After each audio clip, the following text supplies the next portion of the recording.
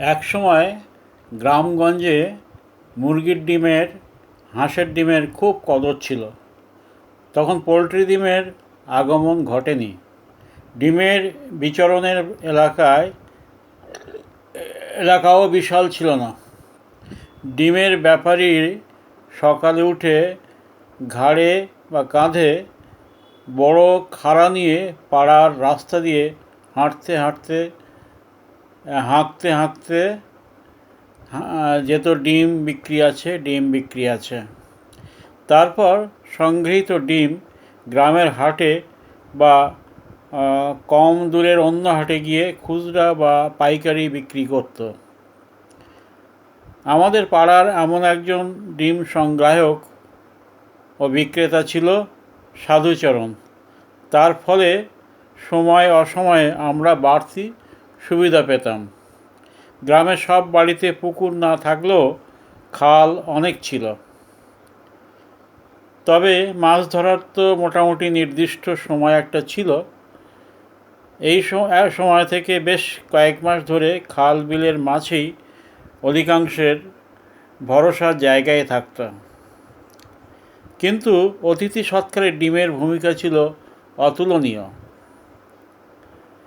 অতিথিকে ডিম খাওয়ালে তারা সম্মানিত বোধ করতেন। ধনী গরিব প্রত্যেক গৃহস্থের বাড়িতে হাঁস মুরগির ঘর থাকতো আলাদা। ঢেঁকিতে ভাঙানো ধান থেকে চাল, তুষ আর কুঁড়ো পাওয়া যেত।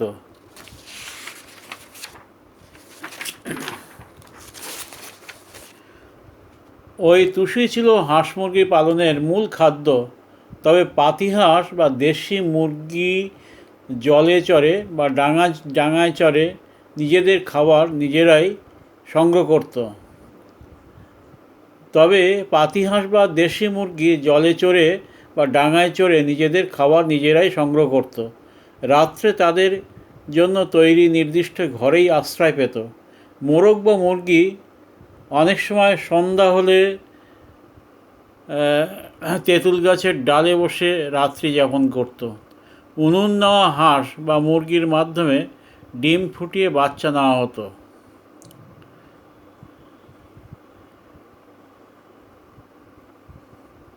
হাঁচারি বলতে যা বোঝায় তা ছিল না।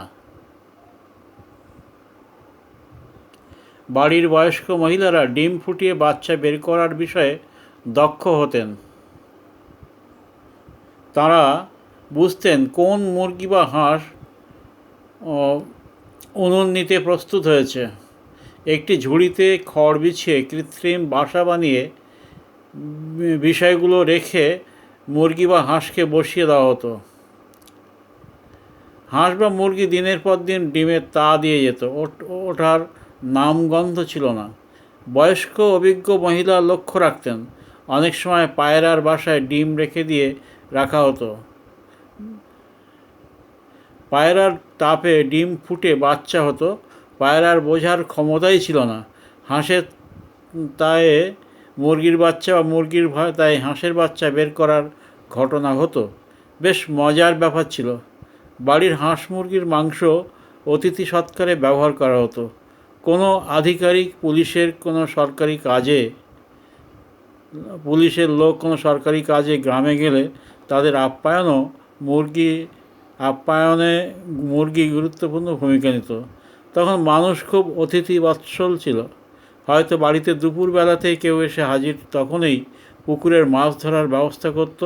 সেটা সম্ভব না হলে নিদেন পক্ষে ডিম জোগাড় করে রান্না করে খাওয়ানো হতো। কোনো না কোনো বাড়ি থেকে ডিম পাওয়া যেতই।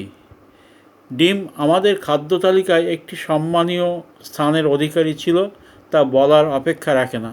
বাড়িতে হাঁস মুরগি পালন করা হতো। ঝুড়িতে খড় বিছিয়ে তার উপর ডিমগুলিকে রেখে তা দেওয়ার জন্য মুরগি বা হাঁসকে বসিয়ে দেওয়া হতো। হাঁস বা মুরগি তার ডিমে নিয়মিত প্রতিদিন প্রায় 24 ঘন্টা ধরে তা দিতেই থাকতো। দিনে একবার বা দুবার অল্পক্ষণের জন্য বাইরে আসতো খাবার খাওয়ার জন্য। ব্যাপারটা মুরগির ওম নেওয়া বা উনুন নেওয়াই বলে পরিচিত। 1 মাসের মতো সময় লাগতো ডিম ফুটে বাচ্চা বের হওয়া পর্যন্ত। সমগ্র বিষয়টি মায়ের তত্ত্বাবধানে পরিচালিত হতো। ওই সময় আমাদের অর্থাৎ বাচ্চাদের ঝুড়ির আশপাশে যাওয়া নিষিদ্ধ ছিল। ডিম ফুটে সব বাচ্চা একই সঙ্গে বের হতো এমনটি নয়। মা ডিমগুলো হাতে নিয়ে কানের কাছে নিয়ে গিয়ে কী অবস্থায় আছে বোঝার চেষ্টা করত। বুঝে যেত। অনেক সময় ডিম অল্প ফাটিয়ে দিতে দেখতাম। সময় মতো ডিমের খোসা ফেটে প্রথমে বাচ্চার মুখ বেরিয়ে আসতো। সদ্যজাত বাচ্চার খাদ্য ছিল চালের খুদ, চালের গুঁড়ি। সব ডিম ফুটে যখন সব বাচ্চারা বের হতো, তখন বাচ্চারা মায়ের সঙ্গে চলাফেরা করতে শিখত। মুরগির অথবা হাঁসের ডিম থেকে বাচ্চা করার জন্য অনেক সময় পায়রা তায়ে ডিম রেখে দেওয়া হতো। পায়রা ডিম তা দিত। বাচ্চা হলে পর সেই বাচ্চাকে পায়রার বাসা থেকে নামিয়ে নিয়ে আসা হতো। পায়রা এমনই সরল বিশ্বাসী প্রাণী ছিল।